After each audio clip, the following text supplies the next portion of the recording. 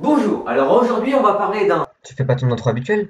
Non, pas envie. Bon, aujourd'hui on va parler d'un nouveau jeu sorti le 13 février 2019. Il s'agit de Tetris 99. Pour vous donner quelques infos, je vais laisser ma place à Dr Kaki. Tetris est un jeu d'arcade sorti en URSS en 1985. Les figures géométriques de 4 cases descendent les unes après les autres et il faut les empiler pour former des lignes qui, une fois pleines, disparaîtront et augmenteront votre score ou attaqueront les ennemis selon les versions de Tetris. Il existe différentes versions de Tetris. Chaque version de Tetris est différente mais garde la même base du jeu, empiler des lignes comme cité précédemment. Le jeu que l'on va étudier aujourd'hui est Tetris 99. C'est le dernier jeu Tetris sorti récemment et il possède un mode qui est à la mode en ce moment. Ça se dit ça? Le Battle Royale. Oui, un Tetris Battle Royale. Le principe est simple, on est 99 joueurs et on doit être le dernier survivant. Pour attaquer, c'est simple, quand vous faites une ligne, vous envoyez des blocs gris qui vont se mettre à gauche de l'écran de l'adversaire, entrer dans son jeu et donc le pousser vers un chaos. Mais attention, vous aussi vous pouvez recevoir des blocs gris qui arriveront dans votre jeu et donc pourront aussi vous tuer. Ah, je peux te dire que des fois tu joues tranquillement et d'un coup tu vois 10 blocs gris arriver.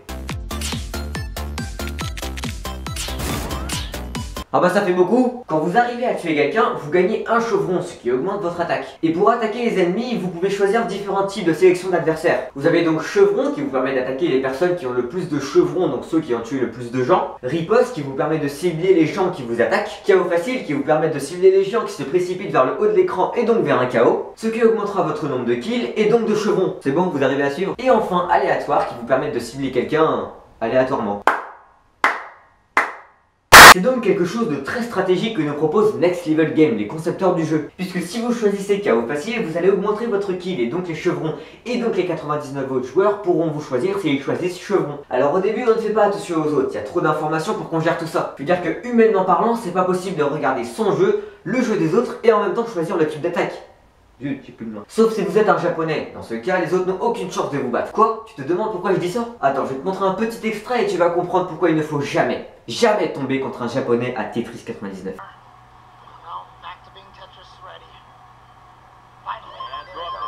Oh, attends, regarde comme il est pas bien. Bref, revenons sur Tetris. Ce Tetris peut aussi te faire rager. Ah si, tu peux rager dans un Tetris. C'est possible. Car dans les autres jeux, t'as des excuses comme « Ouais, je suis tombé contre un joueur PC, donc je pouvais rien faire. » Ou encore « Vas-y, mon 3v1. » Mais dans Tetris, tu peux pas dire ça. Oh bah non. J'ai mal empiné mes pièces. La seule raison pour laquelle tu peux rager dans Tetris, c'est le misclick.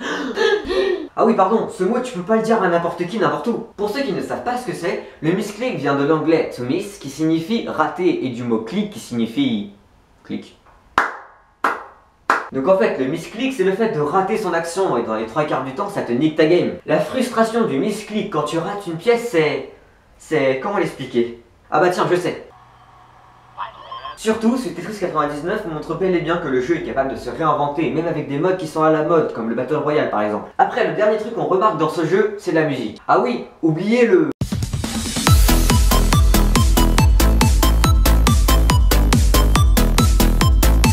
Car maintenant, on a ça.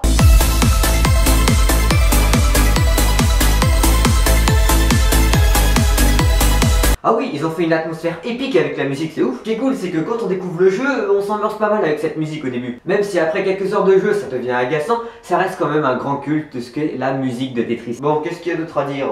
T'as parlé du mode online? Ah non mince, j'allais oublier. Oui, car le mode online montre le gros point fort de ce Tetris. Les parties s'enchaînent extrêmement rapidement, ce qui permet aux joueurs de ne pas se lasser, puisque dès qu'il est mort, en quelques secondes, il rejoint une autre partie. Ce qui peut rendre ce Tetris un peu addictif, oui on peut le dire. Le dernier point de la vidéo est les mises à jour. Alors je vous rassure, les mises à jour sont très rares, mais Tetris sait quand même créer quelques événements. Ils ont vraiment tout copié sur Fortnite. Par exemple, un jour, j'allume ma console, et là je vois que Tetris a fait un partenariat avec...